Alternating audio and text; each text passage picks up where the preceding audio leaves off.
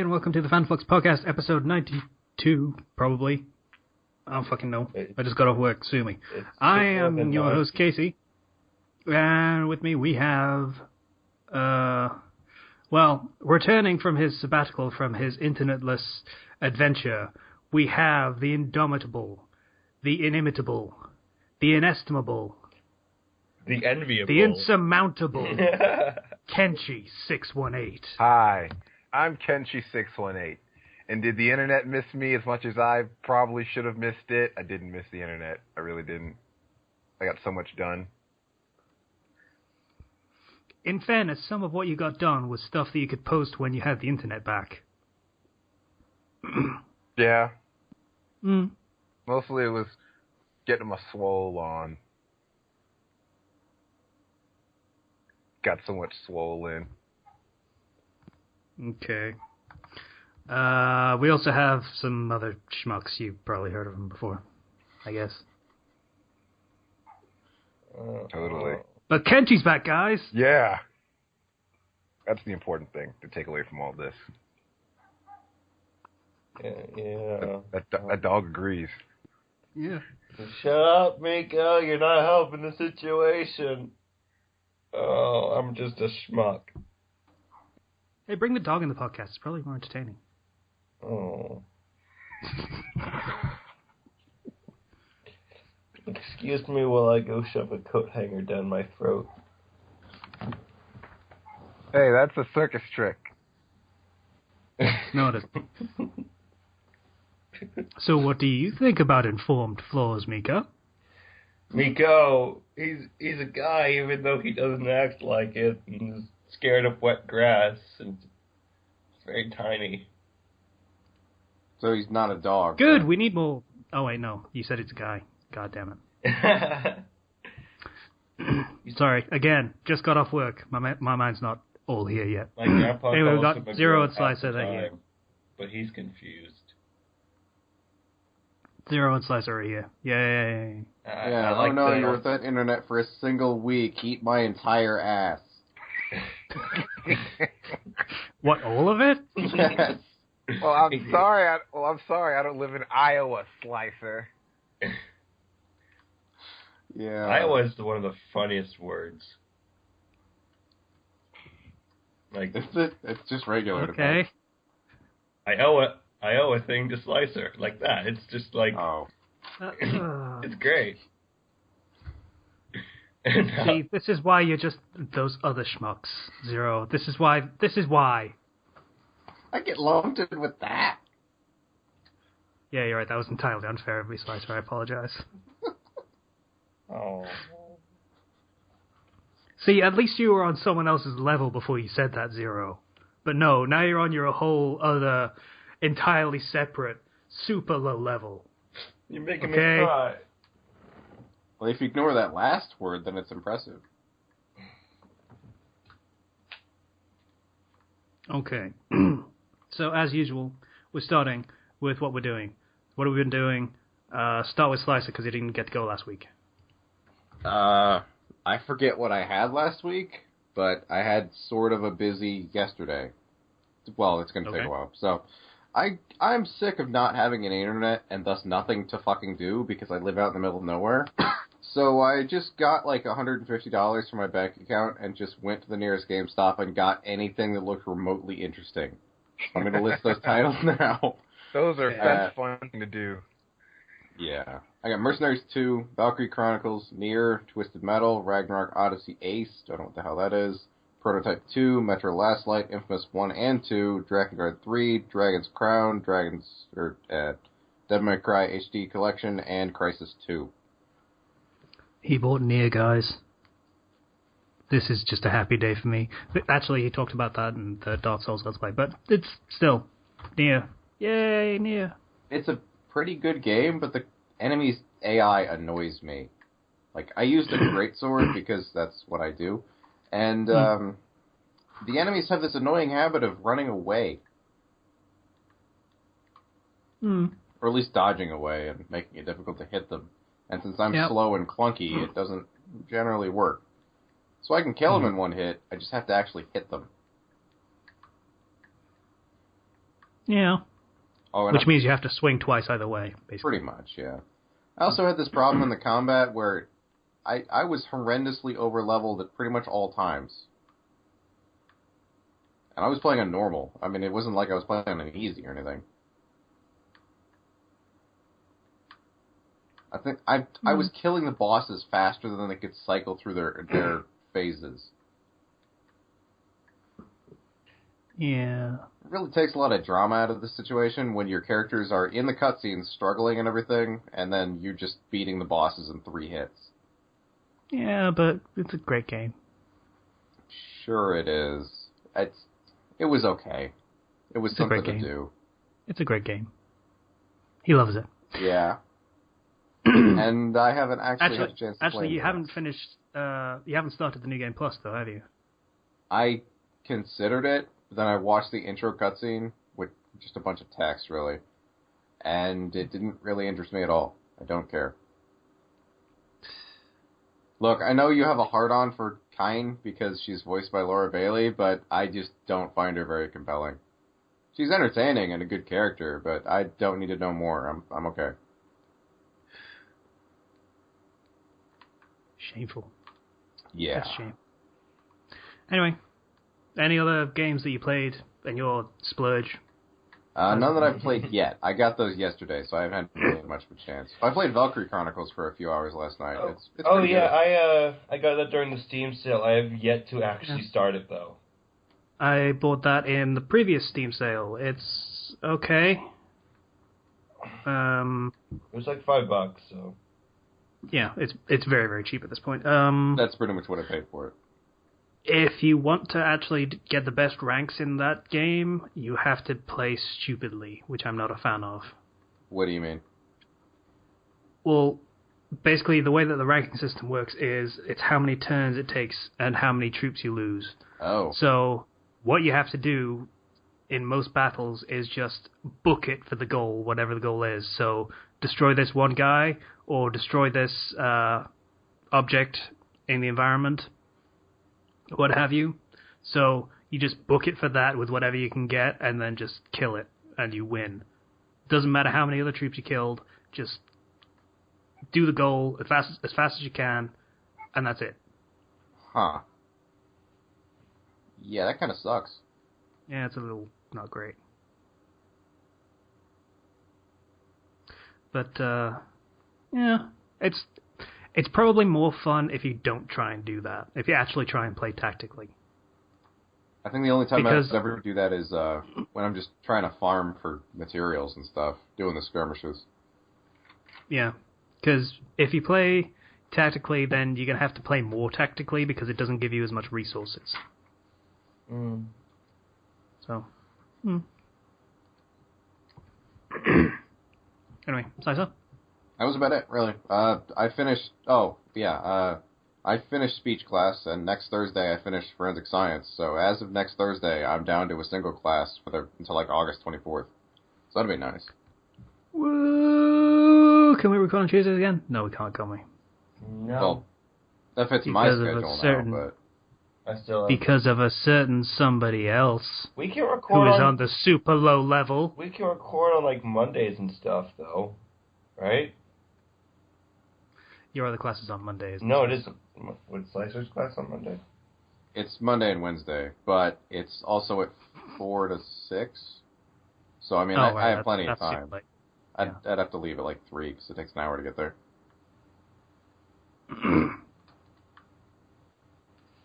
Yeah, see? Not completely screwed. Yay. Alright, okay. Oh my gosh. Someone's got some background noise. Those pipes. I don't know why, but they are right freaking in the wall of my room, right above where I record, and it's just... Why? Why? Your wall to record in front of. Anyway, I guess I'll go next. I got a job. I may have mentioned it, how I'm fucking super tired because I've been... Job. He's poor baby. 8-hour shift, carrying stuff up and down stairs because the main stock room is upstairs. Just think about how buff you're getting. You don't get buff from running up and down stairs. From holding things and running upstairs and stock. They're not that heavy, they're just unwieldy. So there's just a lot of stuff that is in separate packages. It's like covers for like bedding and such, so that you don't get stains in it when you... it's incontinence products. It's for people who can't control their bladders particularly well. At least you're getting exercise.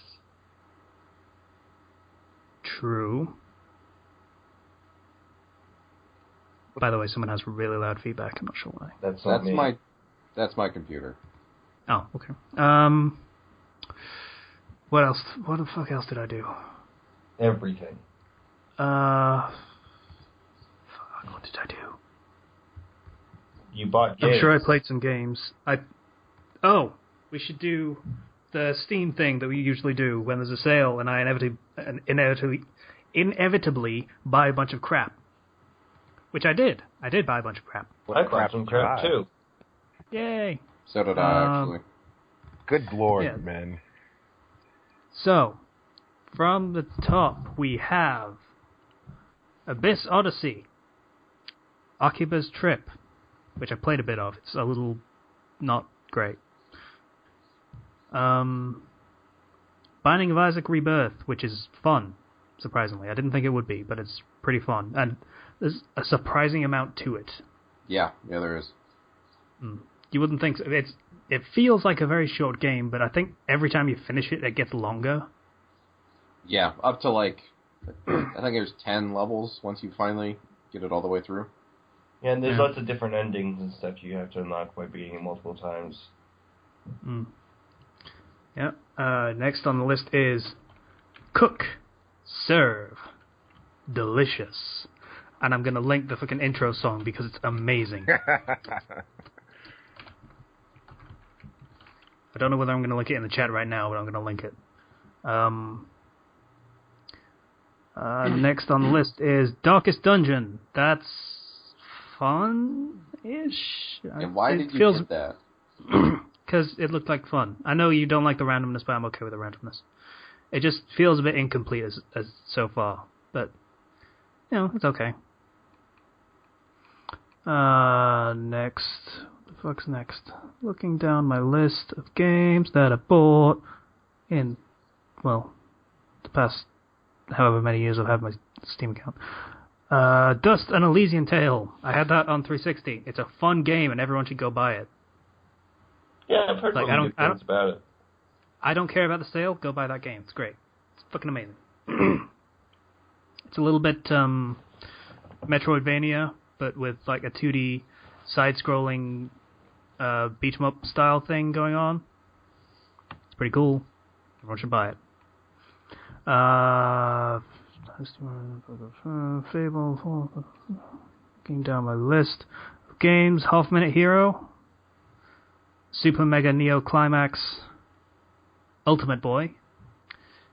That's a name. That was pretty fun. A little. Not so great. Still going. All these sales. Yeah. Mount your friends. Hang on. Yes, everybody, go mount your friends right now. Mount your friends. I bought 4 copies. Guess why? Fun. Actually, I bought that in the middle of a Dark Souls recording, and I'm pretty sure I left that footage on the end. So, I'm going to open up my Steam and see if I don't know if I've gifted them yet. Okay. But you all should have had one for Needhog. Yeah, I bought 4 copies of that too. I got Needhog. It'll be fun. Yeah. A couple of good games that we can have some fun with when we're not doing other stuff. Because other stuff needs to be done. Certain show is currently on hiatus, though we may have left accidentally on a cliffhanger entirely by accident. With what? Which one? Pokemon. Oh. We stopped literally just before we fought the Elite Four, and we haven't been able to put up any episodes. Oh, right. Because I accidentally... Right, I forgot I was going to do that. Okay, so... I accidentally missed a recording.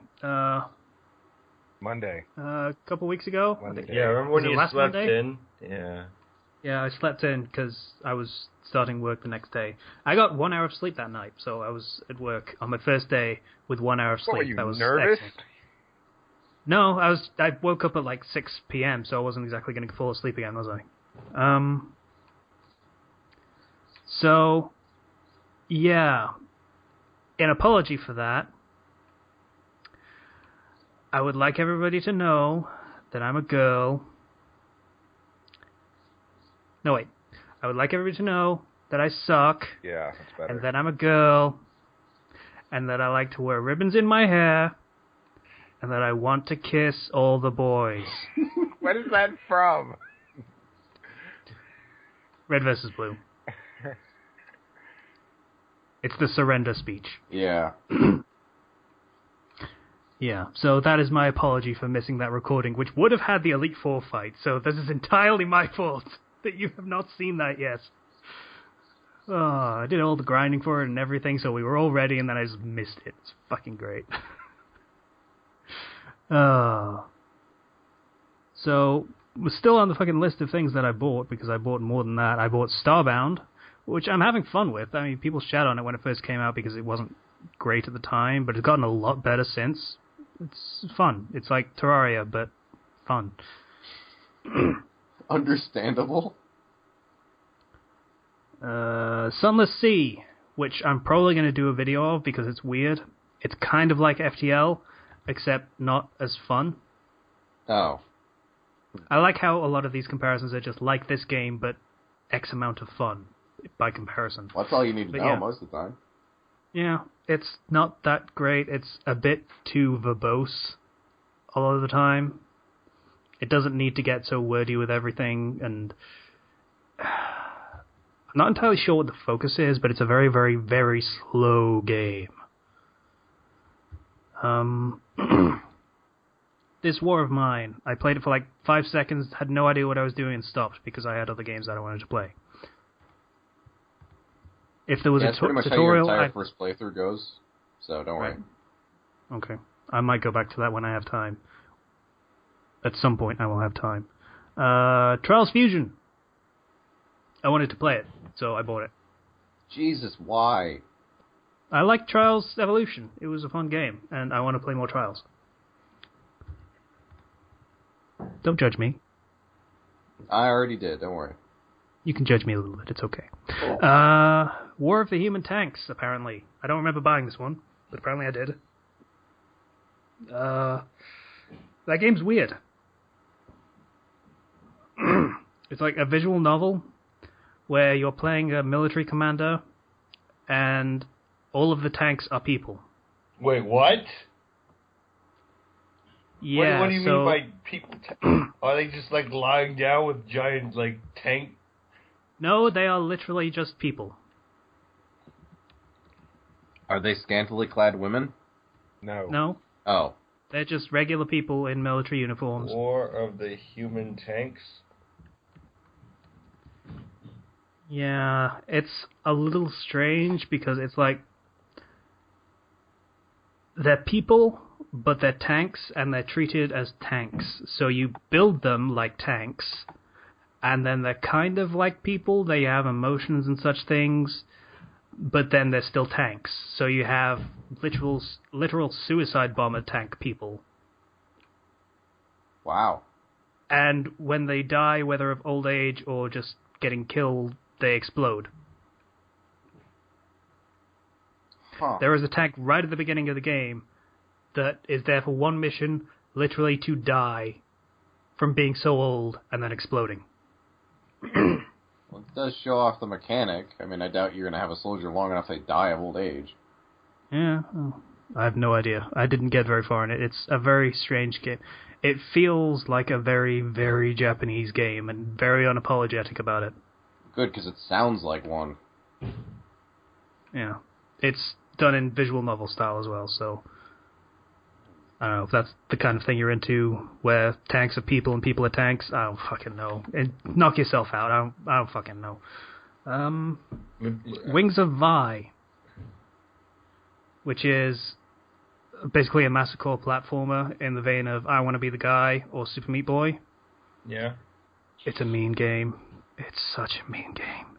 It is more I Want to Be the Guy than Super Meat Boy because there are checkpoints that you need to get to, and then you need to do a bunch of stuff, which usually means a lot of jumping puzzles around spikes and enemies and such things. And then if you die, then you go right the way back to the checkpoint, and you have to do all of it again.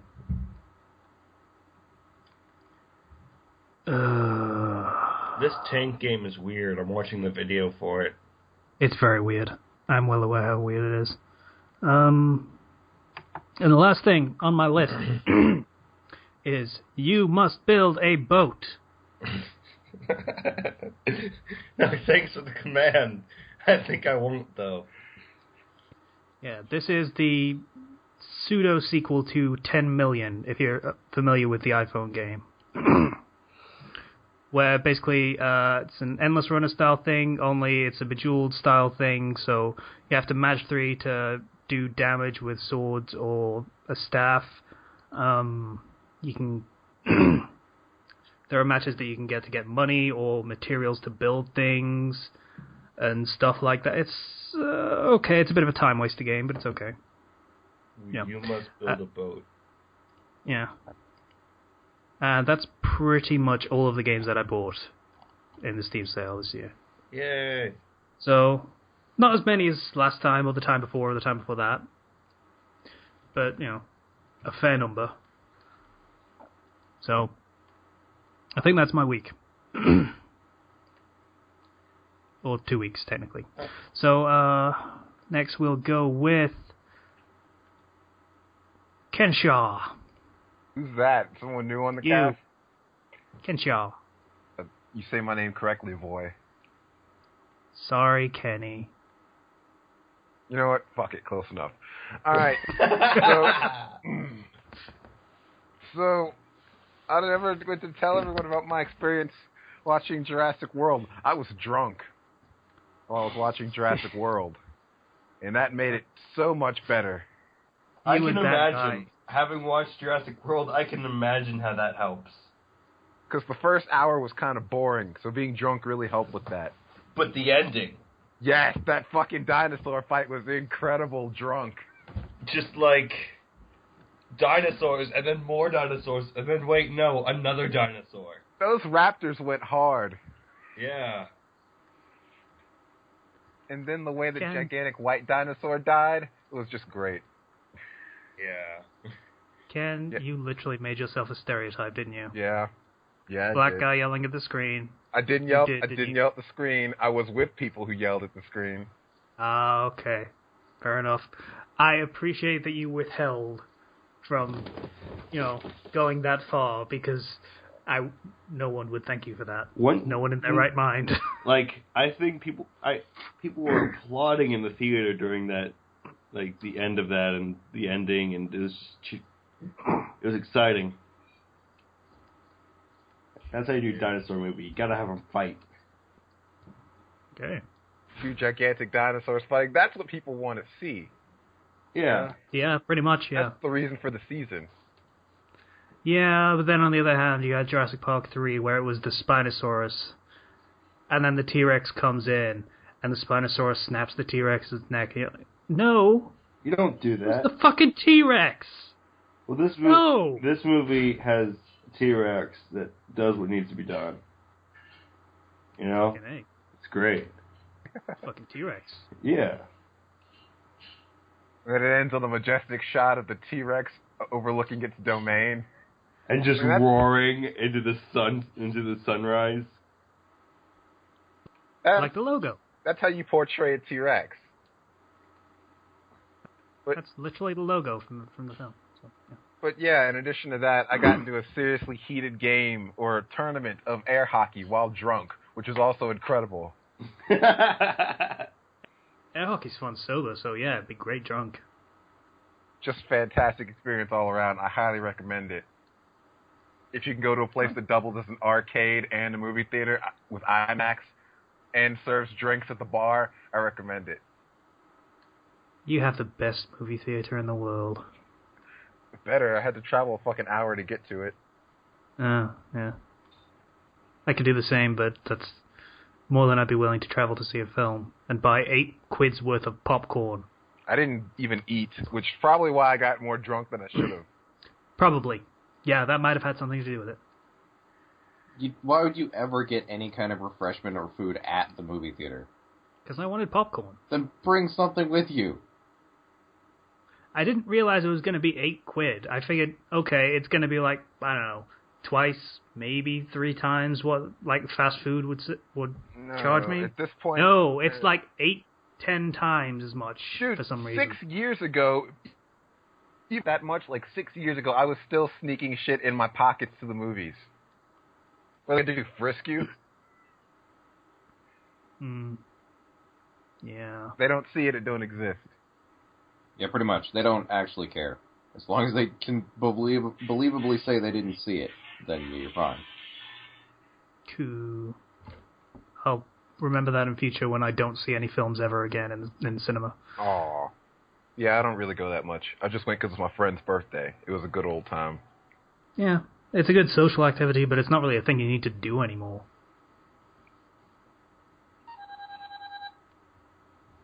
Awesome. Everyone's phone's going off.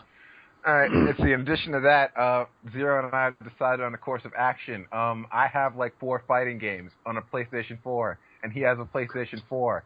So we are going to figure out how to record this shit. And we're going to play each other. I'm going to get fun beaten. getting a card that can record your gameplay. Those things are like $200. So I've heard and seen. I've seen them for around 130, some even as cheap as 90. I'm looking You into that. better make sure that those record PS4 as well as PS3. Yeah, you gotta make sure though. I am also looking into editing software and whatnot because I'm going to need that. VSDC. It is free. It is barely functional. I don't need all. Literally, that's literally all I can say about it. I don't need all the bells and whistles. I just need to put it together. Yeah. With a ringing endorsement like that, how can you resist? Well, it's free. That's the best thing about it. Free. Yes, that is true. literally the point. The one I paid for doesn't fucking work. Okay, so Because yeah. your computer is not strong enough. I'm running an i5 with 16 gig of memory. Yeah, remember how proud he was? Enormous graphics card. Remember how proud he I was? put a lot of money into this computer, okay? It is a good computer. It is the fucking program that is broken, okay? It's not strong enough. Fuck you, Zero. Do you remember how... My computer's proud better he than was? yours, Zero. See? You run a fucking laptop and you Yeah, can run it for some reason. I could do it on my home computer, and I could do it on a laptop. But I can do it, though. I refuse to believe that your laptop is a better computer than the machine I'm running right here. Well, to tell you the truth, I haven't tried on this new laptop, so I don't know. My old laptop was really nice. Yeah. Anyway, you were saying, Ken, about you going to capture stuff and such? Yeah, so it's probably going to wind up being Mortal Kombat X, because we decided on that in the first place. Yay. In addition Well-ish. to that, it's probably going to be Injustice.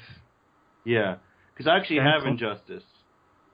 So that's going to be good. So we actually know how to play that. Yeah, so I'll have a chance to actually play.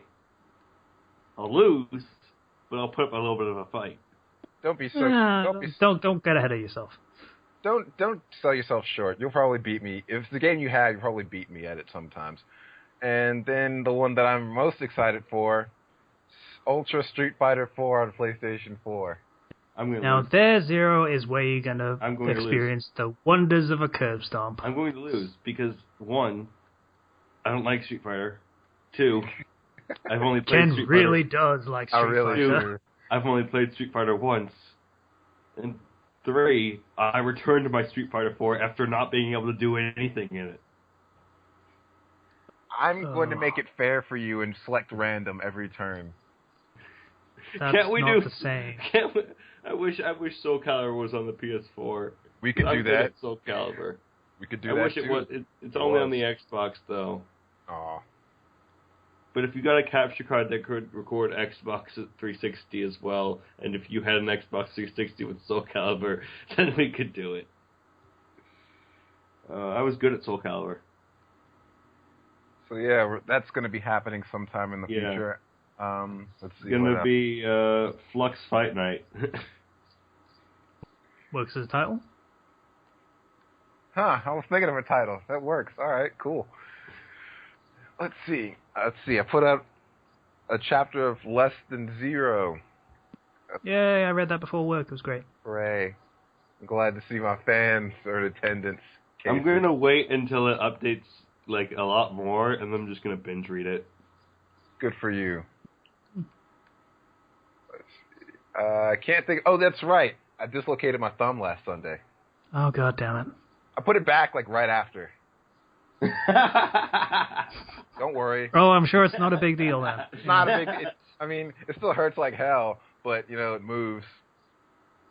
And stuff. Ish. Mm. No, it moves just fine. It just hurts. Mm-hmm. The thing is, I knew I dislocated it when I landed, because this was like I fell on it, so I knew it was dislocated. So I didn't even bother looking at it, because if I looked at it, I would have never been able to put it back myself, and I'm not going to the hospital for that shit. So, yeah. So now I keep it taped up all the time until it heals, because that's what men do.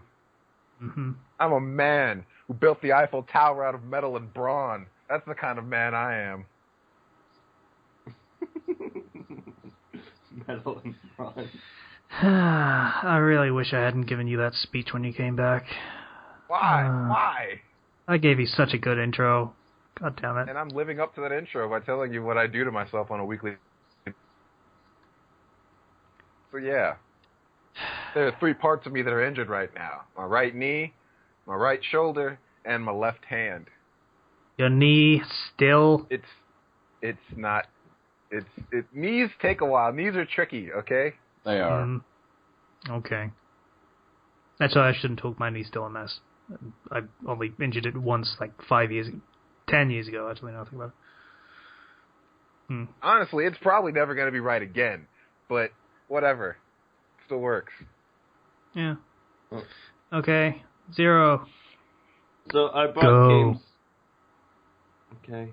I bought games from the Steam sale as well. I bought Valkyria Chronicles, which I have not played yet. I bought Pillars of Eternity. Yay! And I actually was playing that for a while. And it's like Baldur's Gate, but I actually enjoy playing it. Which is huge praise for me, considering I didn't like Baldur's Gate at all.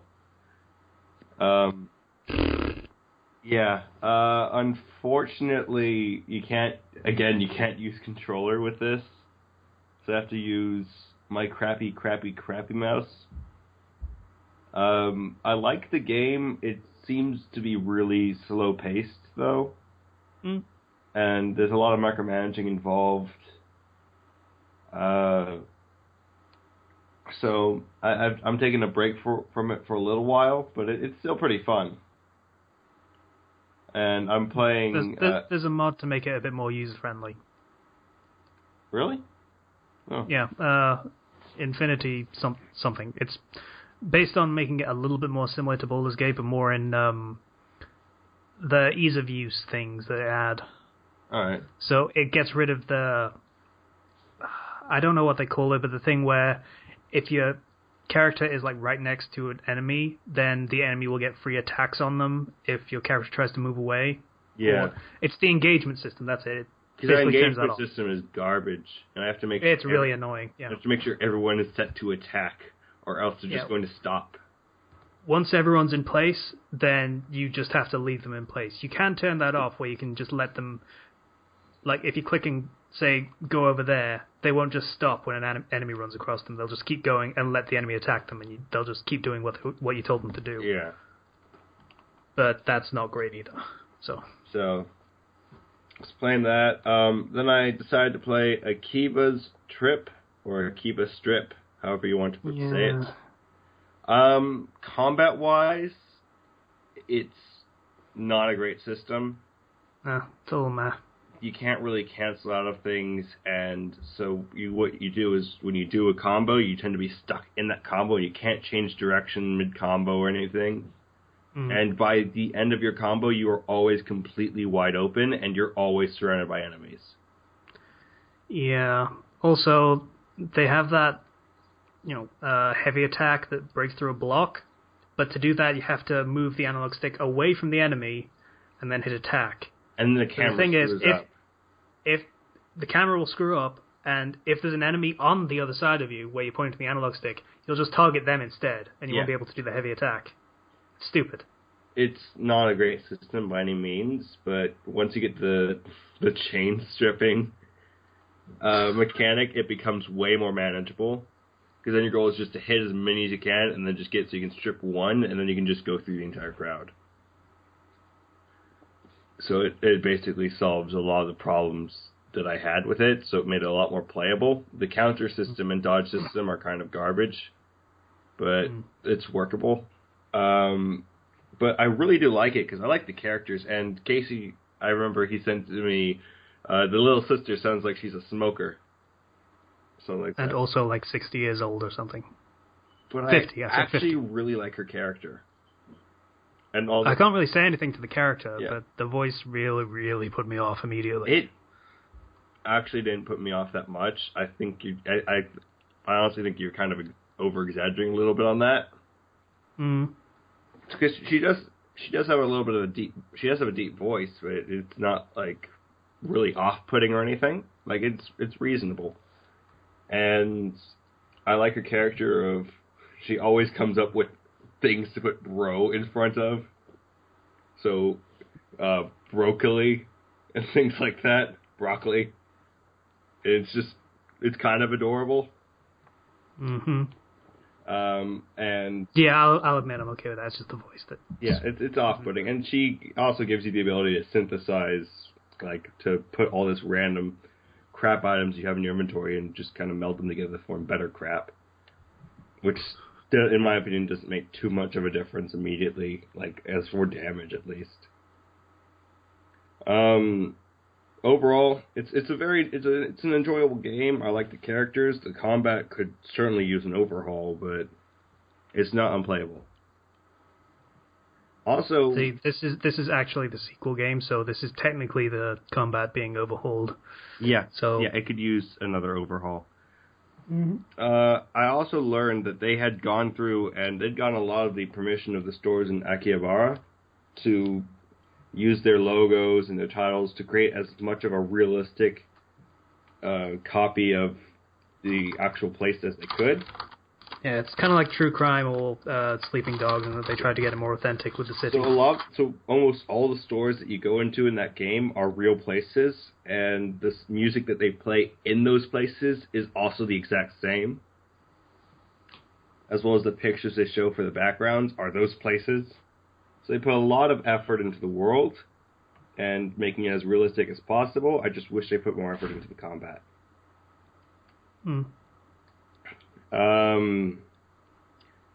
Also, I had a 7-page paper I had to do for communication.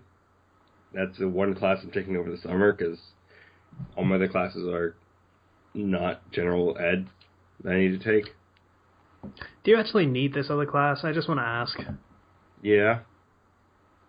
It's required as part of your degree? I need a communications class. Okay. It's required as part of me being able to graduate in the first place. Okay. So, I had to do a step... It's just weird that you have summer and you're still in classes. It's just weird to me. Oh yeah, most college students do summer classes all the time. And they do multiple ones. And it's just compressed into 8 weeks. 6 here. Yeah. That's actually probably even tougher. But, yeah, 7-page paper. And I had to do it. It was due yesterday. I did it, but I had barely even started on it as of yesterday. So I was just like, alright, let's get this done. I've got all day to actually write this paper. And it's very hard for me to sit down and focus on something like that, especially school-related. I finished it with like 30 minutes left before the deadline. It takes me back. Which was 11:59 p.m. Yeah. And then I played Takes me back. And then I played Akiba's Trip until 2. Because it's fun. It's awkwardly fun. Also got to meet up with an old friend. He was back in town for the summer since his funding for his college ran out. So he's like, I can't take any more summer classes. Again, with American summer classes. And so he joined in. We were going to play some like cards and whatnot, and we're just going to hang out and play video games. And he ended up joining my other D&D group. So now we actually have 4 PCs. And this gets me thinking I really need to work on the campaign for our actual D&D thing. Yeah. But again, I've been busy with classes, so I haven't had too much free time at all. So it's kind of upsetting. Yeah. We've all been a bit busy and distracted as late. Yeah. This is a bit of a time of transition as far as this channel goes. And next week I am going on a cruise. So I won't be on the podcast. I won't be on any sort of reflux that we do. Waddy Uncle Tom Da Zero's going on a cruise with his fine wines and his rich-ass family. And I got my own room with my brother. My parents got their room. We got the purple. I think they have a better view. Separate rooms. Woo! Look at you, Mr. Big Time, with your pocket full of cash. And Can't tell you nothing. There's unlimited food on there, and there's a pool, and they've got lots of shows, and I think there's an arcade of sorts, but that's also unlimited and free, too, since we're paying for the entire cruise. You say shows, you realize those are going to be like cabaret performers and thus kind of shit, right? I don't know what the heck they're doing. He'll enjoy them anyway. Yeah, it's going to be like one of the so bad it's good moments. If they have magicians that are really bad, I will go and watch them, because I will laugh. It's going to be bad magicians, bad stage shows, and bad to mediocre singers. It's a pretty good cruise. So, we're going. We're taking a stop at Catalina Island, and then we're going down to Mexico. And it's going to be about. Don't drink the water. Yeah, I know. Yeah, seriously. I've been to Mexico before. I know how much you Californians need your water, but don't drink that water. Yeah, I know. Bottled water only from America. So that's going to be fun. I've never been on a cruise before. And just saying that I'm going on a cruise makes me feel rich. And I like that feeling. Are you saying we are on a cruise? Yes. Yes. I'm totally We are. I asked my dad, before we go on the cruise, I need 3 things to actually be able to do this. I need a pirate hat, an eye patch, and give me a freaking hook. Okay, I need you to do something for me. I need you and your brother to record yourselves doing a rendition of Boats and Hoes off Step Brothers.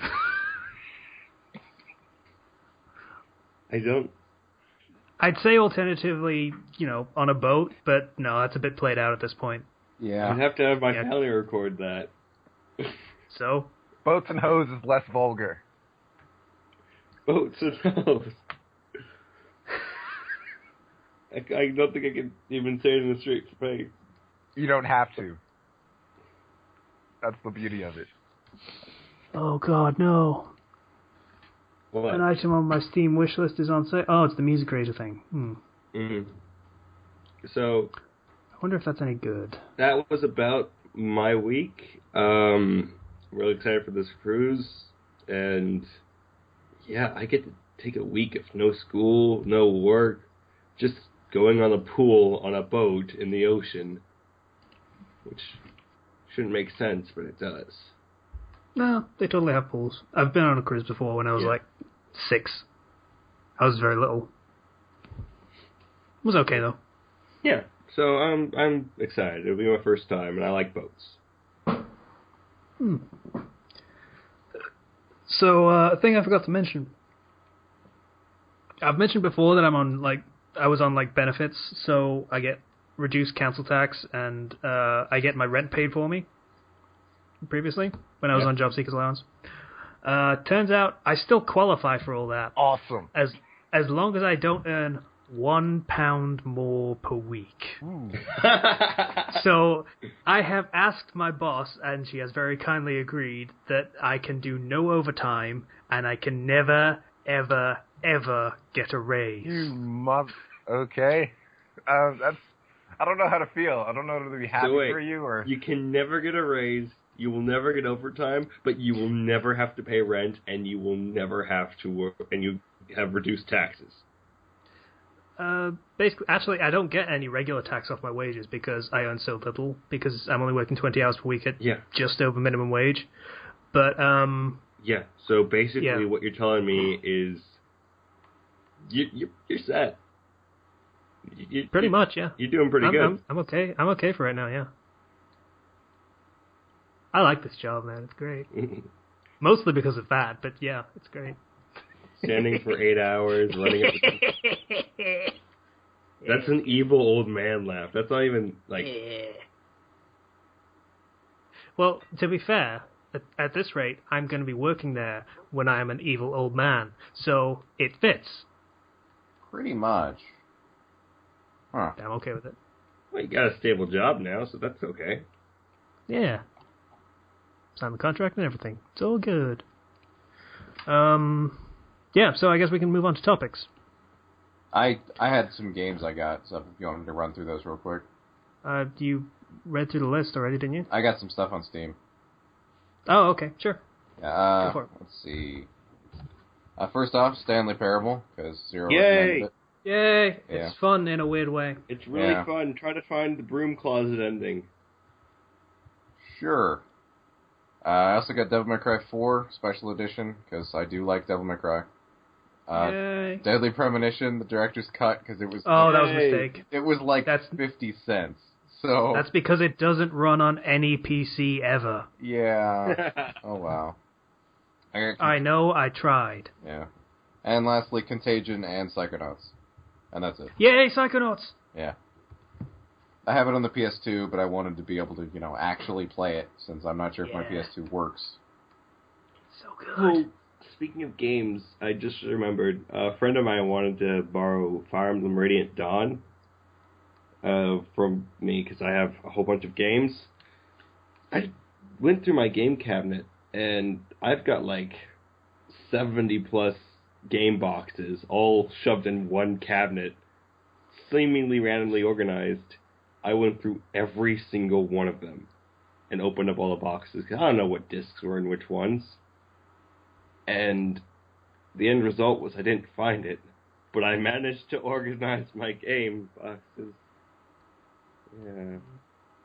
I don't even bother with the boxes anymore. I literally just take them out, put them in a disc sleeve that I have, just a case for them. I have a binder. That's it. I have a binder that holds, like, with all these sleeves, that holds all my games. Yeah. There were some games that were still left in the boxes, so I was thinking maybe the game is in one of these, and I couldn't even find the box for the game. Yeah, you don't want to half-ass it like that. You want to get everything in the sleeves, so you can just, it's in here or it's not. Yeah. Or you can just put the game back in the case, you barbarian. Yeah, but you see... Why would that just takes up so much space? I want you to understand. Such a pain to sort through. I've got like 5... Maybe I don't even have 5 feet. I've got like 2 feet with which to shove all my games in a cabinet, and these are so many games. Plus, the cabinet is also kind of broken, and that the shelf that separates the top from the bottom will fall unless there are games in the back holding it up. Yeah, once you're talking 60 games, you're talking more bookshelf than shelf. I need a bookshelf for these things. There's so many of them, because it's PS2, GameCube, Xbox, PS4, Wii U, PS2. It's just, I need to actually, like, this is after I threw away a bunch of the game boxes after we moved. A long time ago, so a lot of them. I'm just looking at this music creator, seeing whether I want any of the bonus packs, because I'm going to buy the regular edition. Alright, so actually, we've been talking about games for like an hour. We should probably... Yeah, let's move on to the topics. Hey, remember E3, where Fallout 4 happened and such stuff? Move along, sir. Alright. Topics, please. Casey. Oh, Nier 2 is also apparently happening. Casey, but, you're the host. It's your job. Okay. Well, I don't think it would the amount of time to interrupt me and shit. Alright, first topic is the stopping point of Fix. So, I forget what this is again. Where Fix stop. The area where you see Fix stop the most. Like, say... Okay.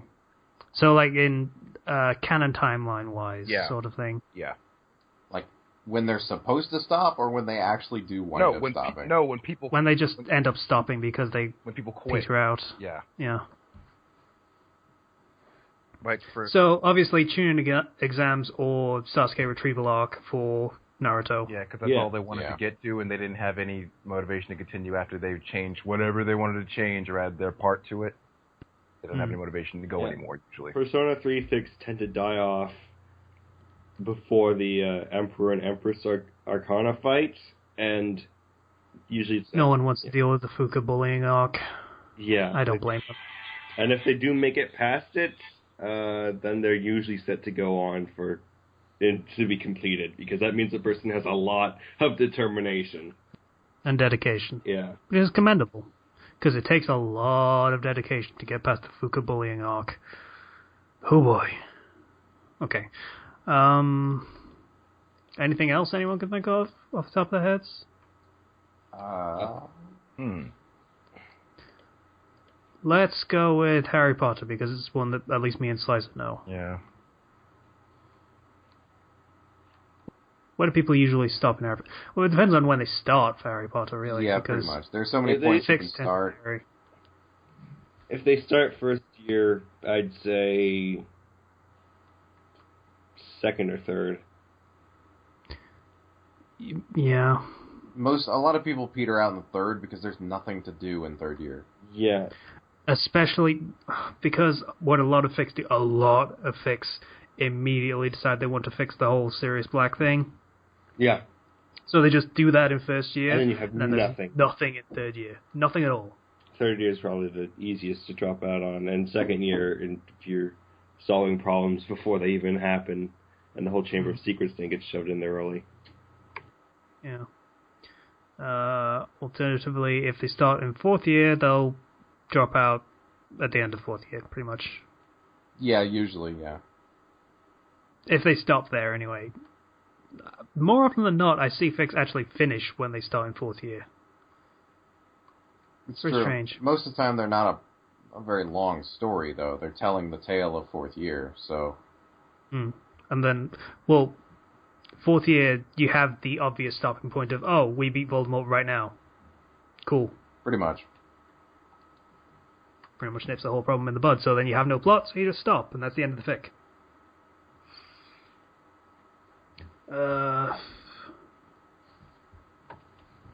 What else? I can't imagine most Bleach fics go past the Soul Society Invasion arc. Yeah, I was thinking about that one. Yeah. Because nobody wants to do any of the stupid shit that happened afterward. A lot of people want to play around with the Arrancar characters, specifically Nell and Harabel. Yeah, and if they do that, then they fast forward straight to that. Mm-hmm. Yeah, I was about to say that. They usually fast forward through stuff. But if you're starting from the beginning, you're going to be... Alternatively, they want to do stuff with Grimmjow and Ulquiorra, but that's obviously opposite side of the coin, so to speak. It's either going to be one or the other. Let's be real about this. And honestly, I'm just going to say Fairy Tail fics, even though I used to write one and I don't read Fairy Tail anymore. Yep. They tend to die off pretty early on, because and even before canon starts, because a lot of Fairy Tail fics start before canon starts, and they don't make it to the start of canon. They like to start about 777 when the dragons disappear. They like to start around then. I made a Fairy Tail fic that started from the beginning, or started from before canon started, and made it to the start of canon, and then immediately died afterwards. Yeah, because I just didn't want to write anymore. I wrote one too. Started before canon, like several years before. Actually got a few arcs into the canon timeline, and stopped then because it basically though because it wasn't getting attention more than anything else. Because you put it in the wrong category. Because you thought it would get more attention if you put it in that category. But really, like, if you start a fic before the canon timeline, the easiest way for it to die off is for you to get to canon starting. That's where everything tends to die. Is canon starts, all right, now I changed everything. Now what do I do? Yeah. They change a bunch of stuff, and then they have no idea where to take it from there because they didn't plan ahead. Yeah. Or even think about what the changes were going to do. So then they have to plan a lot, and they have to think a lot about how different characters are going to react and such things, and then it becomes a lot of work and less about the fun of it. That can be said for all of this. Pretty much. All of this, like, the stopping points occur because you want to get to a certain point so you can make your changes and do whatever you want, but then you don't have any idea of what you're supposed to do afterwards or what you want to do. You didn't think that far. You don't have anything. Yeah, and I feel like a lot of people, when they write their pre-canon fics, they want them to... They kind of fall in love with their pre-canon characters, and so they just kind of want to keep writing that. And then they get to that and like, oh, well, I guess they're not the same anymore because canon started, so they have to be different.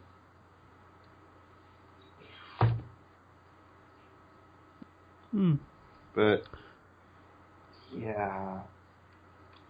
Anyone think of any other specific examples that spring to mind? A lot of DBZ stuff seems to end at the Cell arc, but that's a good stopping point. So. Yeah, it's where they originally intended for it to end. Probably should have. In fact, I was reading up on it, and Akira Toriyama, he originally wanted to have just the androids, the young Android 17, Android 18 appear, but then the director, like the person in charge of it, said, hey, let's have two more. Like his editor or something said, let's have two more. And what about Dr. Giro? And he's like, okay.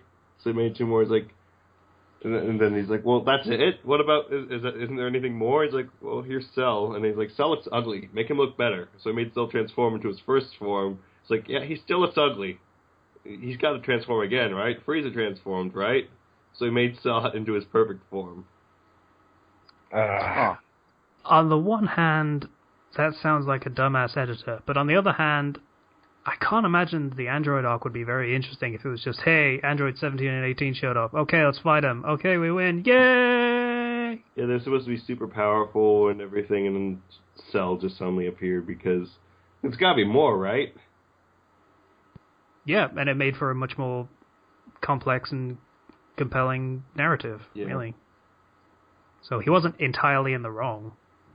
But I just find it funny that that's how the Cell arc happened, because it was literally like, there's got to be more as it's going. Yeah. Again, I only watched Abridged, but Cell is cooler than the androids. Yeah, he is. Yeah. I don't know whether that's true in canon, but it seems like is it would true be. in canon. He's much better than the other androids. I'm thinking of Cell and the androids. I'm thinking of, like, semi-perfect Cell mimicking 17's voice in action. Yeah. What's up, Shiggy Diggy?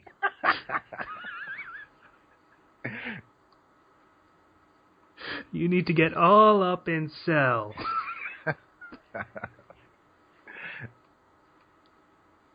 Oh, that was good. Yeah. The writing in that series is just amazing, all around. It's spectacular. Booby bomb. So, stopping point and fix.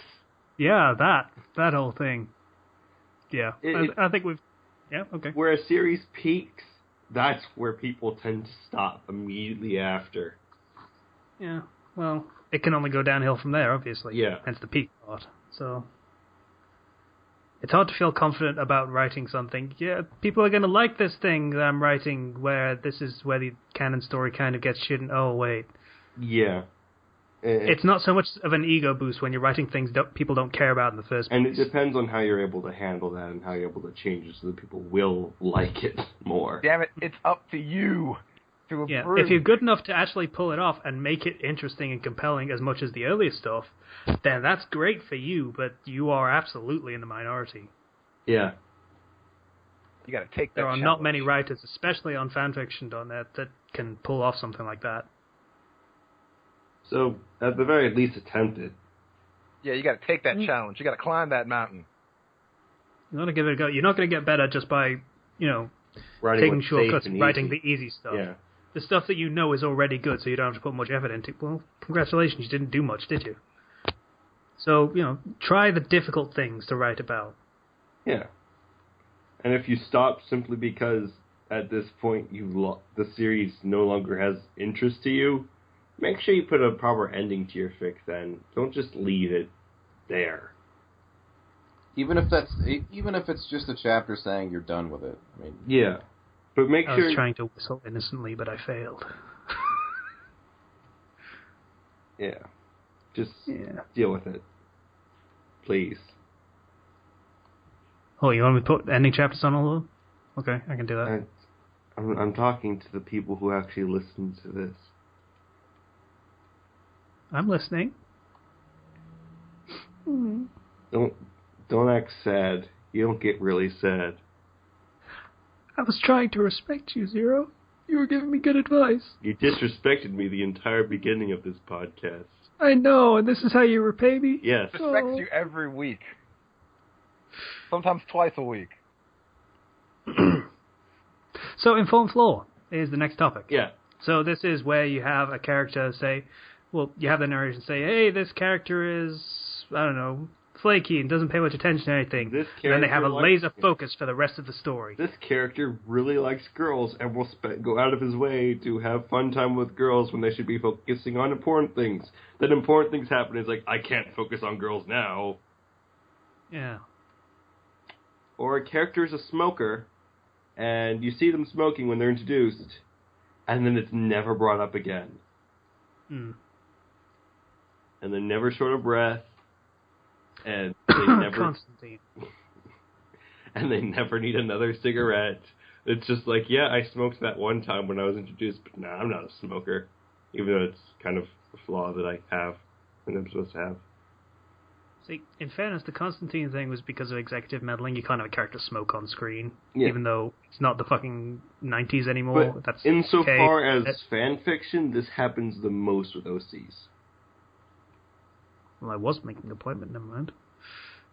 Because people will tell you what flaws their character has, so you don't call them a Mary Sue or Gary Stu or whatever you want. You just have to say, okay, that's an okay character. They're pretty balanced. They have a flaw. Sure. And then as the series progresses, that flaw is never brought up again. Because that flaw was just there to make the point of, yeah, they're not perfect. Mm. That's not the right way to handle flaws. Mm.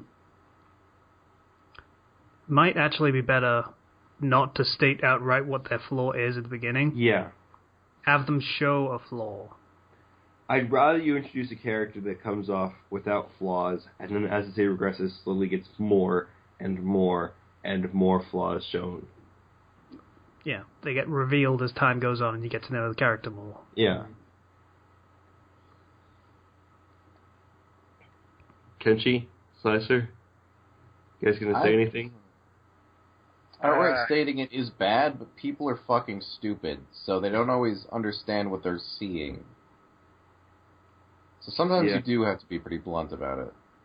That's very lowest common denominator of you, but okay. Of course, Ben, you still have to show it. So throughout the rest of the series, or whatever story, or any sort of medium you're doing this in. Like, if a character has cigarette, like, smokes a lot, and then they have to do running or something, and they're not short of breath, but they're, like, ahead of everybody else because they're super fit, that's not how that works. Hmm. Not usually. I mean, if they actually, work out regularly, then that'd be fine. But yeah, if they, not really. No, smoking really restricts your lung capacity. Yeah, I knew a kid who he was like a cross country runner, like nationally ranked. He went to my school, and then he started smoking. That stopped almost immediately. Huh. Yeah. Yeah, he just couldn't keep up at the same pace anymore. It just didn't work. So, yeah, that was an athletic career. My grandma smokes. My parents used to smoke. So, yeah, smoking does restrict your lung capacity. If your character's a drunk, they need their alcohol. If they don't get their alcohol, alcoholism is not great. But having flaws like that usually serves to make the character more interesting and, in a way, a little bit more relatable. But if you don't bring it up, and you don't bring up the actual bad parts of that flaw, then what's the point of introducing it? They need consequences. Yeah, you can't just have a flaw for the sake of having a flaw. Okay, anything else to say for informed flaws?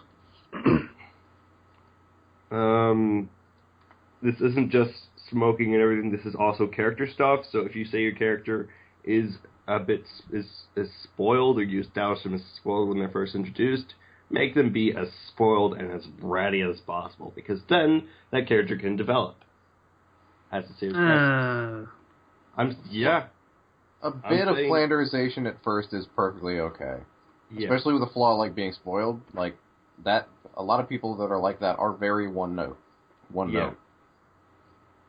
You want to focus on showing off more of the character and showing more of their flaws and the consequences of that and how they can get through those as the series progresses, because every character you introduce, the moment you introduce them, they're like one-sided. They're one-dimensional because you don't know anything about them.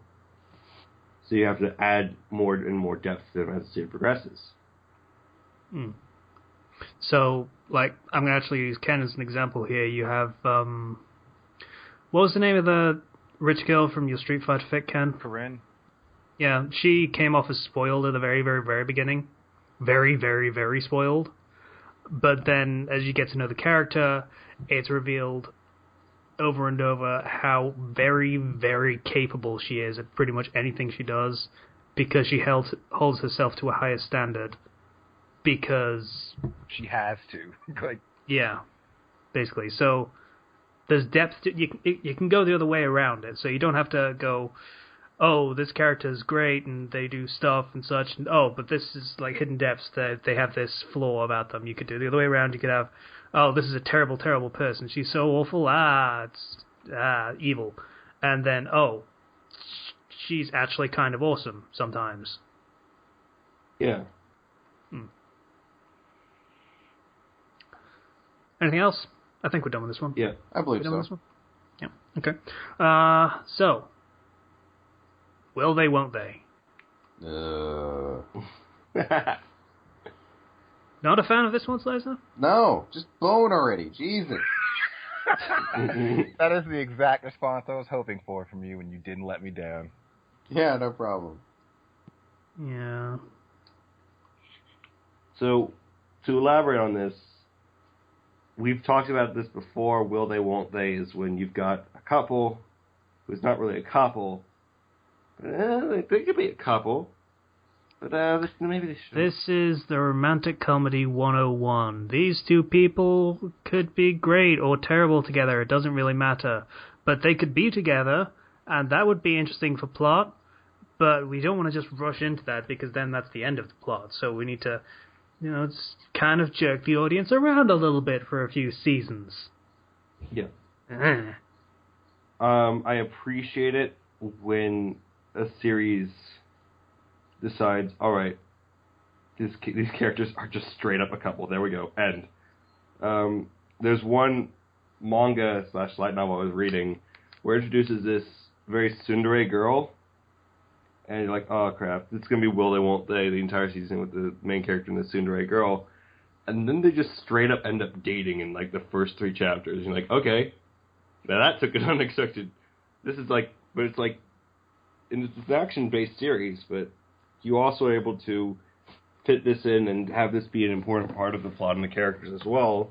And it's a lot more interesting than just, oh, she looks at him around the corner and she likes him, but no, she doesn't, but she does, right? What is love? Baby, don't hurt me. Don't hurt me. No more. No more. Whoa, whoa, whoa. So that just happened. I appreciate it when a series has a planned couple that they decide we're going to go with this and we're going to run with it. You most often see romantic comedies have will they, won't they, because their plot is romance. And their plot is comedy, and there is a lot more comedy to be mined from people who aren't quite a couple, but are sort of dancing around each other than there is from, hey, these two are a couple. And they set the main point as the end point is when they actually become a couple, but wouldn't it be more interesting if they were to actually become a couple and the series would continue on, and then you have to deal with what it means to be a couple and fighting and all these other things and aspects of it? Surprisingly, no, because then if you do that, then it gets a little bit more real. Yeah. Like, before they're a couple, it's all wacky hijinks, and it's so wacky, they can't get together, it's just so weird. And then they're a couple, and then they're fighting, and they're actually fighting, and then it becomes a real thing, and it's not quite so funny anymore. The comedy does drop off, and you'd be surprised how many people just can't write romance. To that level, I mean. One of my favorite animes of the season is called Oi Monogatari, and the main male and female character are really, really sweet and nice, and they become a couple early on, and it's just their hijinks. It's like super unrealistic with how happy and nice it is all the time, but it's very adorable and manages to maintain the comedic standpoint a lot of the time. So you have to sacrifice realism if you're going for that approach, but honestly, if you're writing comedy, you have no realism to begin with. Well, you can have realism.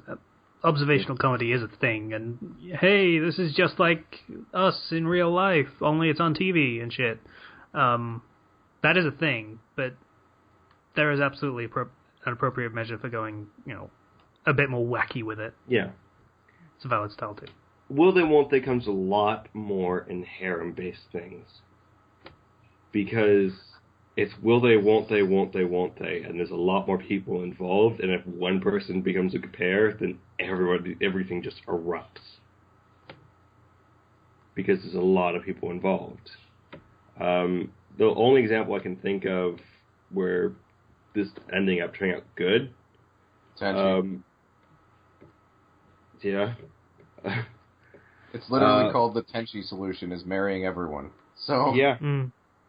Or it also works out kind of okay with High School DxD because I was waiting for you to say that's what I was going to say. It turns out okay in that yay they're a couple, but she's like kind of okay with everybody else being like, yeah, I want him, I want him, I want him, I want him.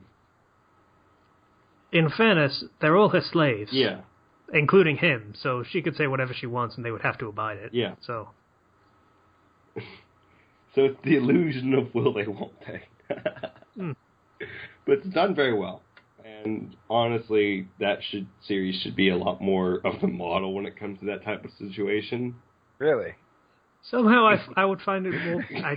I'd see a lot of comedy if Riaz was just like one day, you two, fuck for my amusement. I would love that. I would watch the series. Yeah. But having a situation like that, it works. It works for the series. It may not work for everything else, but hey, they found a solution past that. Which, kudos to them. That's not the easiest thing to do. Because a lot of series just get stuck in that will they, won't they. I've heard Nisekoi gets a lot of crap for will they, won't they for 2 straight seasons. Oh, 2 straight seasons, huh? Hey, remember Naruto? Yeah, but you see, Naruto, you didn't have any expectations of that. Some people had expectations of that. Yeah, but after how long did it take for those expectations to just sort of die? I mean, I don't know. Slicer, you tell us. I mean, come on, Charlie Brown. How many considering times does Lucy have to pull away that football before you decide not to try and kick it? Considering they did wind up together, I think I'm kind of validated in that, but yeah, it was irritating.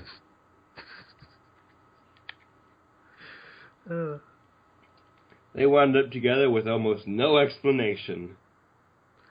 They had a movie, but it's not a good movie. We still need to do the film. Yeah. It's just, it was not great. You watched it without me? We were supposed to do the thing. Yeah, we're gonna be doing the film thing. The Flux Watch. When? Yeah, I didn't watch it. Oh, okay. So, yeah, we need to do that. But when I get back from my cruise, if it's out yet. How about that? Sure. We'll see. I will need to find it. So, yeah. Okay, so that's that topic done? Yeah, I think so. I mean, honestly, it's done a lot. It's irritating. I feel like you can handle it well if you actually have it come to a conclusion, but if you just leave it up there in the air the entire time, people will get irritated. Nobody is amused by your sort of romance bullshit. Yeah. Some people are amused, or it wouldn't be done in everything. Actually, everything. It's kind of funny. Everything. We understand. Okay, questions. We got questions. First question from Neil. Favorite rival story for Pokemon specifically? We're going to go with Pokemon specifically because that's what we think he was talking about. He was talking about Pokemon. He said starting from Gary to the most recent one, which is... Yeah. Well, you let's can't see. Beat Gary. Gary obviously wins. Yeah. I think Silver gets close second. No, I like Wally's better than Silver. Silver was a whiny little bitch through the whole thing. I like Wally's in Omega Ruby and Alpha Sapphire. Because Wally shows up and he's got a freaking Gallade. So he's got the Knight Pokemon with arms that are like swords. And he shows up and then he Mega Evolves that Gallade to show you just how far he comes. Little sick kid turns out to be badass. That's inspiring. Yeah. Okay, yeah. Wally comes in second. Fucking Brendan O'May kind of sucked, though. Yeah. And I don't think that was kind of a rival bait and switch. Like a little bit.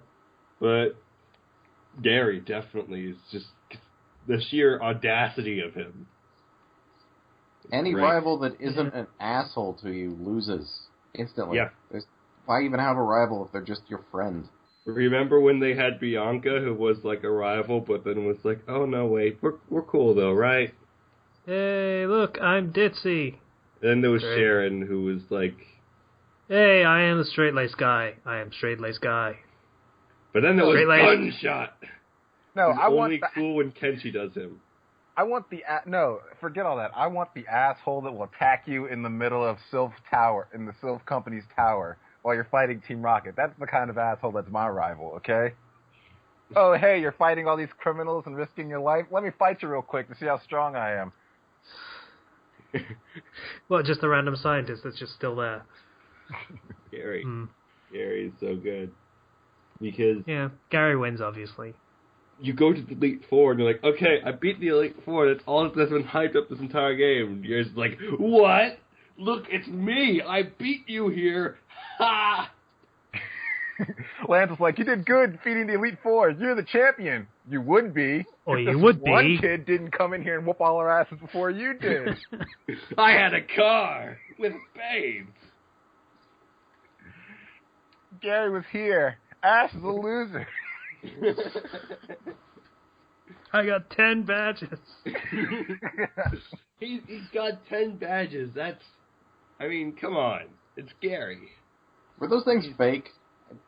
Was 10 badges even possible? They were real. They were all real. In fairness, they could have been real in the anime universe. Yeah. He could have gone to Johto, beat up a few gym leaders, and came back and still gone to the champion. position before you. Gary, he's our man. He can't do it. No one can. Yeah. Yay. Well, that sort of makes sense because of how often players just level grind for days and days on end. Yeah. Gary Oak, he don't need none of that. He already has Pokemon that are level, 50, I bet. Just has them secretly in his pocket, so he wants to challenge Elite Four. He just grinds a little bit, and then it's like, alright, I'm just going to go beat the Elite Four now. I feel like Gary was watching you, approaching the Elite Four building, and he's just like, alright, I'm going to go beat him right now. Just right now, just before he does. Okay. Since we've got time, because we have plenty of time. Favorite rival story overall? Story-wise, I can't remember if X and Y had a rival. I think it did. Oh yeah, it did, but it wasn't a good rival. Yeah, it was the fucking twerpy kids, right? Yeah, it was just your kids. Your kid friends. Yeah. There were, 4 of them. And then you had the other character, the female character, the male character. Yeah. Which I don't like. I don't like that. In fairness, they stopped doing that for some of the games. Silver is a rival, and then you have Wally, and you have Gunshot. Yeah, I like a dedicated rival. I'm sure he has a real name, but I don't know what it is. I don't care. Gunshot is better. Yeah, it is. Yeah. Oh, I've forgotten what he was in the first time we played through. I don't remember, but I just know that he was screaming about his purloin, and it wasn't in Kenchi's voice. Yeah. Yeah, I've never really liked rival stories, actually, because they're always so predictable. Mm. I'm going to have to go with overall, my favorite is probably going to end up being Gary. It's just, I like the fact that he's so blatantly an a-hole that you want to beat him. Gary is pretty much the perfect rival. Yeah. Wally, he's a little sick kid, and he wants to be brave and cool and strong like you, and you're like, aww. Oh no, you beat a sick kid. Awesome. Oh no, you beat a sick kid. Congratulations, you jerk. Yeah, and then he pulls himself all the way up to the end of Victory Road, and he's got this team of super strong Pokemon, and he's going to take on the Elite... Oh, you beat him. Yeah, you feel bad. You literally become Gary in that game. Yeah, you become Gary. And personally, I'd rather fight Gary than become the Gary. I'd rather be Gary. I don't know what you're talking about. Yeah. Come on, Zero. You know you want to say it. Yeah, I'd actually probably be Gary, too. You can't deny my girth. I would go to all the signboards and say, I rock, this character sucks, and then just walk away. Because who's going to stop me? I've got the strong Pokemon. Honestly, if you've got strong Pokemon, there's nothing people can really do against you. Not really. You make the laws at that point.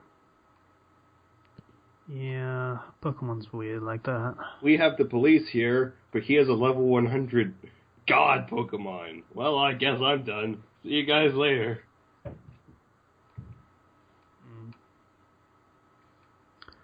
Okay, next question. Time stamping from Dead Dancers. We've addressed this a bit before. I remember I recommended it to Casey, and Casey said... It would take a while. Yeah. Would it? I mean, don't you edit the episodes, or...? I do edit the episodes, but it would take a while to find the right place in the... I can't do it in advance because we've got to put the music and stuff in, and if I have to make cuts.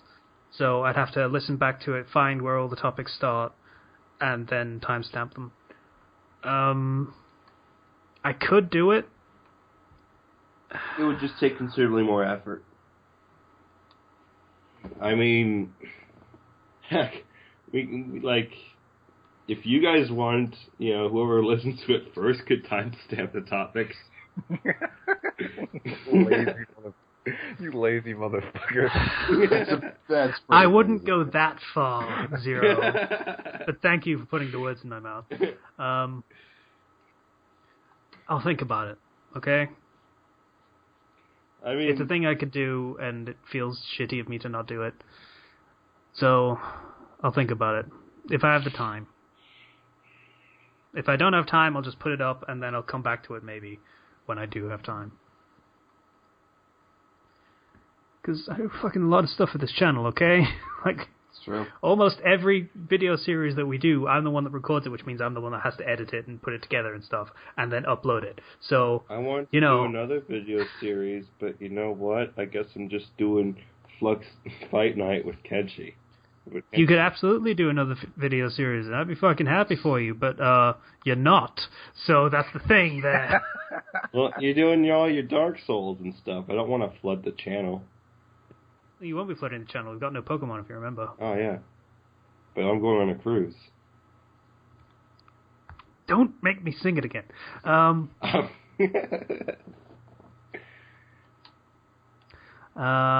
Next question is, scariest situation we've been through. Ethan F. We were asked this last week.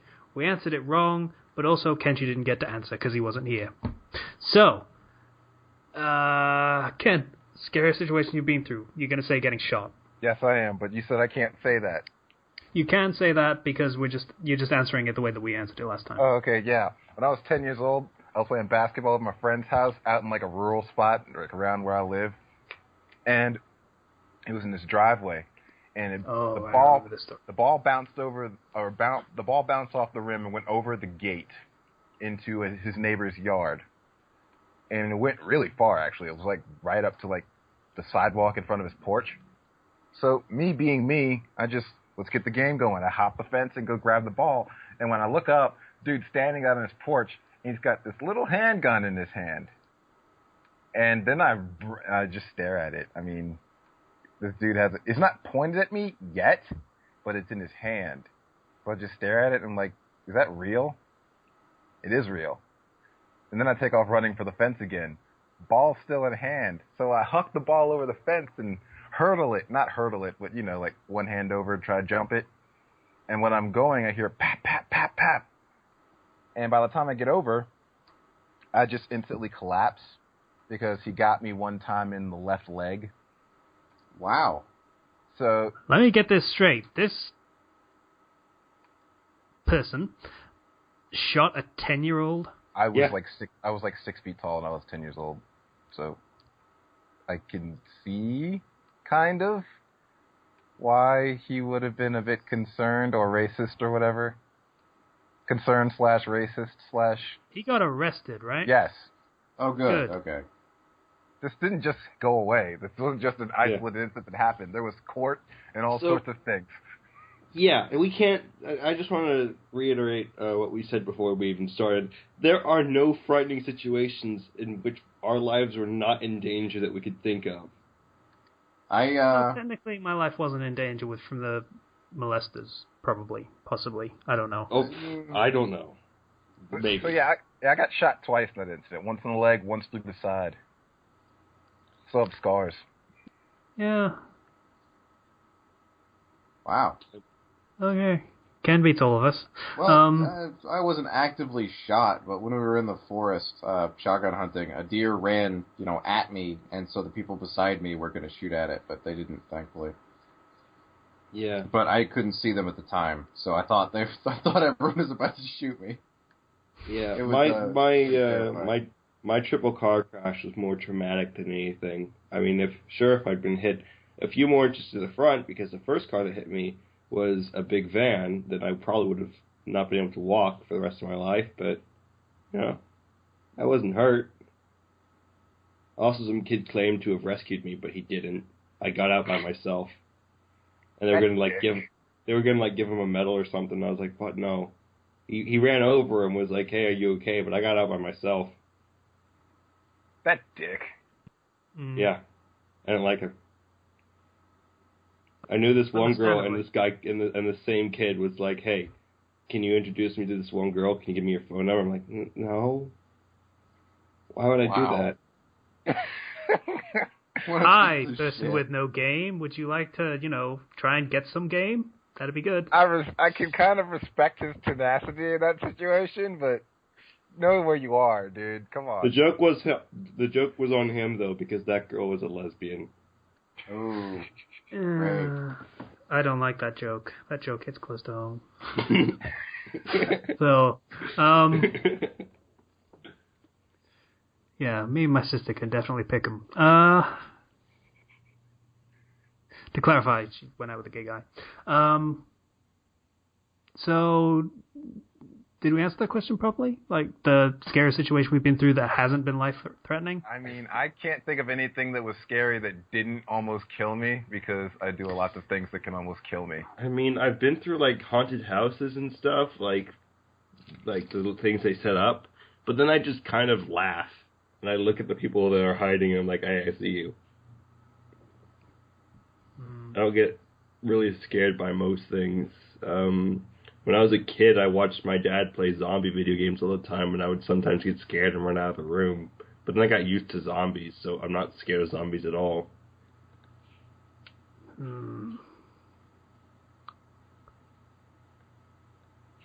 I think my mom in danger story last time answered that one correctly. I'm not sure. I don't remember it, so I couldn't tell you. If it's not life-threatening, it's not terrifying. Yeah, it's kind of a problem. I had some scary dreams when I was a kid, I guess. Oh. The movie Pet Sematary. I watched that when I was a little kid. Traumatized me. I had nightmares for 2 weeks. Oh, okay. The original Pet Sematary. I think I was like 7 or 8. You remember the Nickelodeon show, Are You Afraid of the Dark? Yes, God, yes. For some reason, I don't know whether you're going to remember the episode clearly or not, but something about the Crimson Clown? Something like that? Google? It was like a clown toy. No.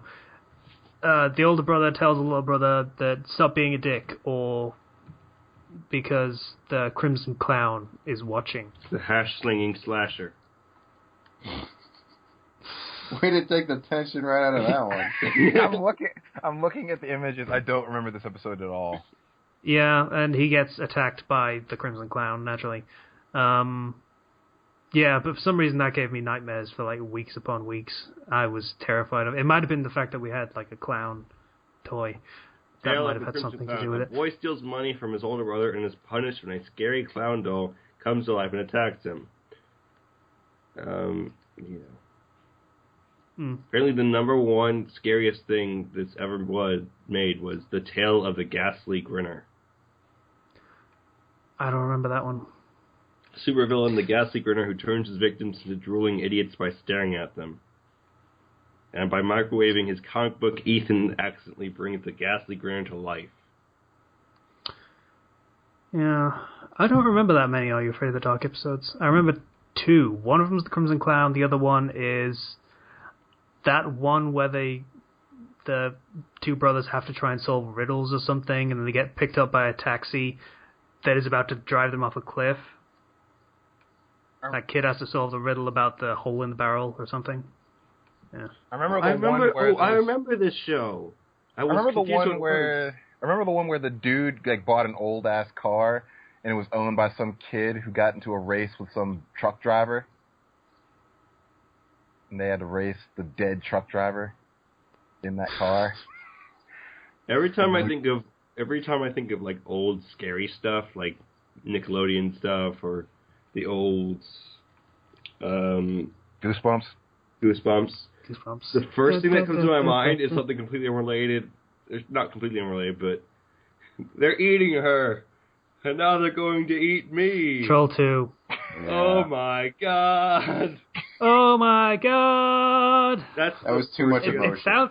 It sounds like he's about to break into song in the Oh my god bit. That's literally what I need to link that. That's the first thing I remember because, like, I know it's not related, but it was that kind of terrifying. Terrifying? Not hilarious? Yeah, I know. Yeah, it just, go watch those old scary things and just have that running in the back of your head, and it's the greatest. Does anyone remember that old show that was like Supernatural before Supernatural was a thing? It was on Disney. You're going to have to be more specific. I can't. That's the problem. I don't remember it. I have no idea. we only got Disney Channel off and on because it's a premium. It was a premium channel at the time. So I don't know. Now you got me thinking of Animorphs for some reason. Okay, not sure how you made that connection, but What sure. about Beetleborgs? That was a thing that lasted a short time. I had the toys for that. Yeah, me too. Power Ranger knockoffs. Remember Gargoyles? Yes, I do. That was actually a pretty good show. Yeah, Gargoyles. Fucking Keith David as Goliath. That was fucking awesome. I remember Beetleborgs. Such cool toys. Do you know how many people were from Star Trek on that show? On Gargoyles? No, I It don't. was a load. It was loads. I think it was Jonathan Frakes as Xanatos. So, number 1 from The Next Generation.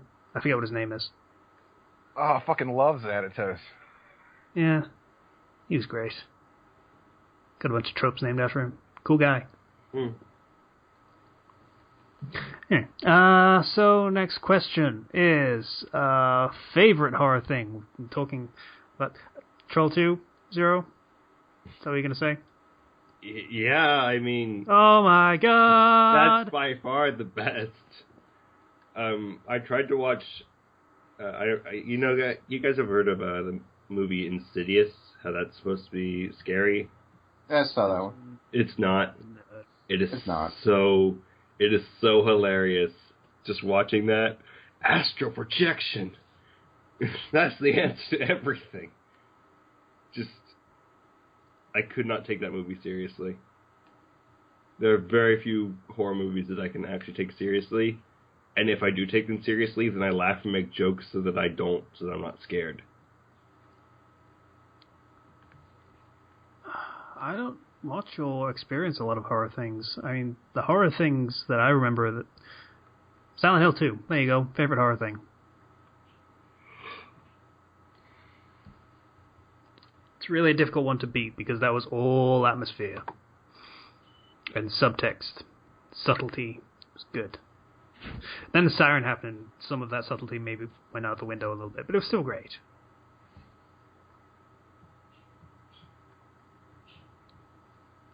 Yeah, I don't know. Just all that kind of campy stuff is the only real stuff I enjoy about horror.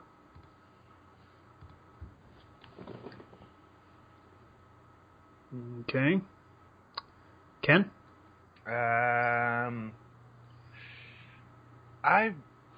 For some reason, I think of the game PlayStation 1 Shadow Man. I remember that game. Well, that was on Dreamcast as well, I think. Yeah. Yeah, it was. It was multiple platforms. It was pretty good for what I remember of it being young. It was kind of a thing about voodoo sort of thing, yes? Yeah. It's great. I didn't play very far into it, but it was okay. I mean, I was playing it like 8 years after it came out, so it was very, very dated by then. Isn't Shadow Man a Mega Man villain? I don't know. Probably. With as many mans as they go through, more than likely. Yeah, he is. Is X-Man a Mega Man villain yet? I feel like it should be. Well, there's just X. Mega Man X.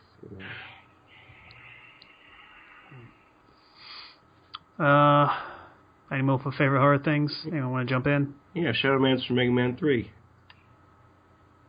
Fucking yay. He's a ninja. Ken.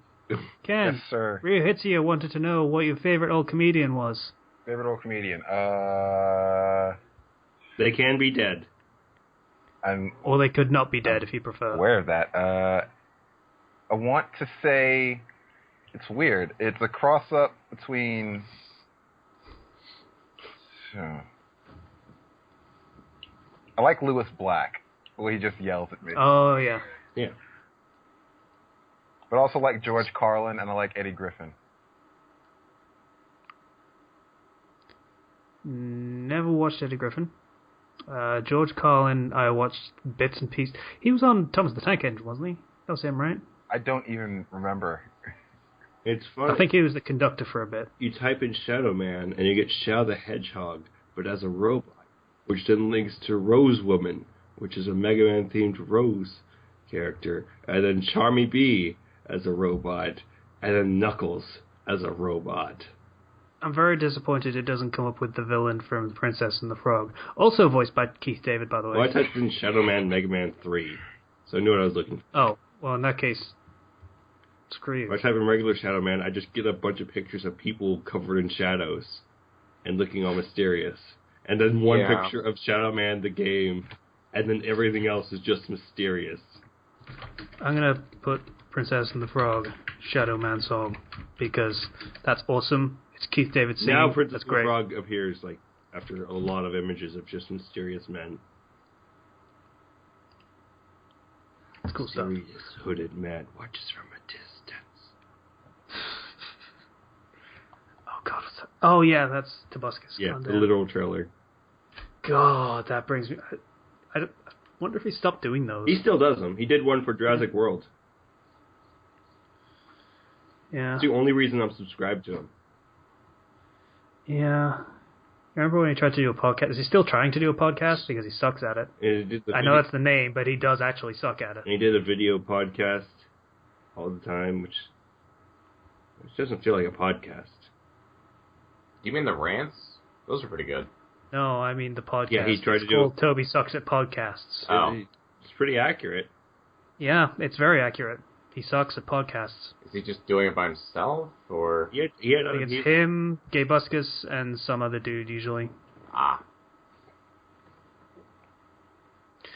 Oh, Tobuscus. I remember when I thought you were awesome. That was like a year and a half ago. How times change. All right. But just for the sake of it, I'll link Tobuscus because he did some good stuff. The literal trailers are definitely worth watching if you have. That's the best thing on his channel. By a wide margin. Yeah. Okay. Anyone got any recommendations they want to throw out there? Is there a recommendation?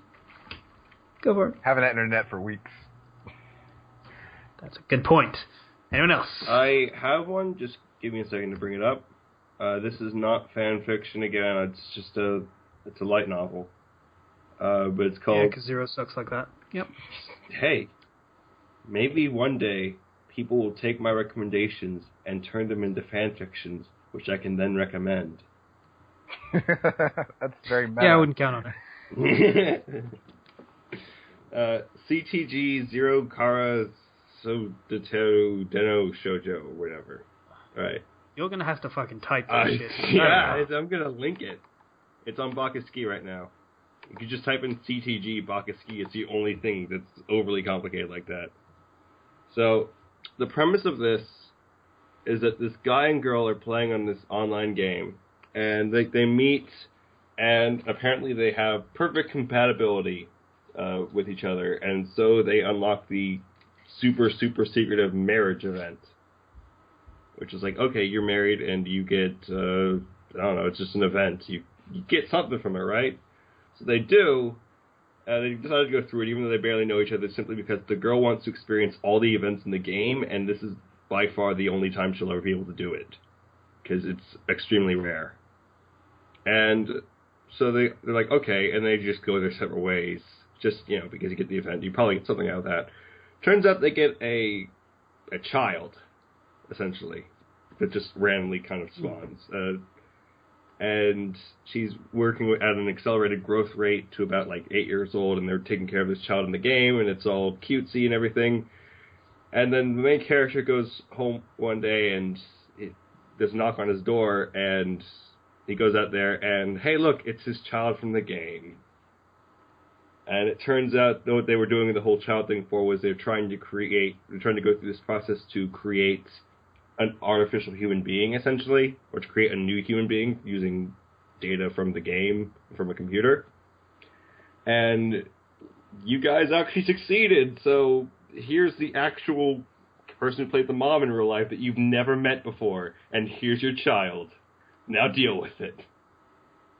And wow. Yeah, it's really well done. It's kind of adorable. The girl, by the way, she's a bit spoiled from them, and also because she was raised in the game where it's okay to kill people.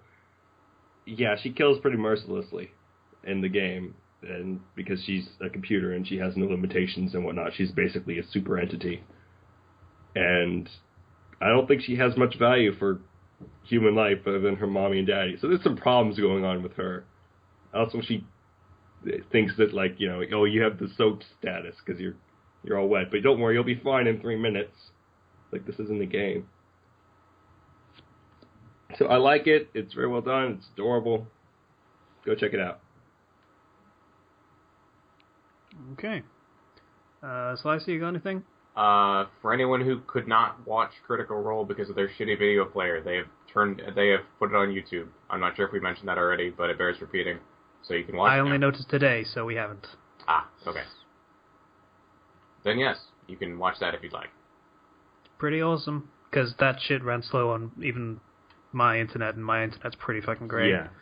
Okay. So, I'm gonna have that's to... on YouTube now, so you can just watch it, and it's gonna be easy and fun, and it's great. That was one of the problems I had with Critical Role, was because I just couldn't watch it anymore, because it was just not loading, and I'm excited for that. Yeah. New episodes Mondays. I have to catch up on a lot. I think I'm one episode behind. I think they did, in that DMing Tips episode, I think they had some guests on. I'm not entirely sure who. I don't want to actually say, just in case I get it wrong. But I have some ideas of who it might have been. But yeah, still a good show. Still fun. So we should probably stop recommending that now. Never stop. We've talked about it for like a few weeks in a row. I recommended it first. Yes, you did. Thank you, Zero. You're welcome. Enjoy it. It's never going to happen again. All right. So I guess that's the end of the episode. It probably will. In your dreams. I would like to thank everybody for listening to the Fandom Flux Podcast, episode 92. If you'd like to get in contact with us, you can do so through the YouTube channel, through the comments at the bottom below the video. It's the thing. You should do that. Ask us questions. It's always fun. Make sure to tell everybody how much you love me, because I'm not getting any love here. Yeah, Zero's getting a bit of low self-esteem going on, entirely deserved, but you know it's happening. That's how it's going down. When you add entirely deserved at the end of that, I really feel like punching you. No, it's great, right? Okay, so also donate on Patreon if you feel so inclined. We've got 5 patrons. 5. Yay! Some guy finally discovered how to donate. So apparently his card details were wrong. So, yay! Thank you, some guy. And we'll thank you again in the next episode once the donations have gone through. I hope. Will it be the next episode? Possibly. Might be the one after that. Depends on how long it takes. Can't wait for my $6. Right, I still haven't sent those. Yeah. I'll remember at some point. When I have time. Again, it's going to be hectic for the next week or so because I'm doing extra hours to... Yeah, because Guy's off. Yeah, so donate on Patreon if you feel so inclined. Once again, I'd like to thank everybody for listening to the Fandom Flux Podcast, episode 92. That was the one. Yeah, 92. Bye now. Bye. Later.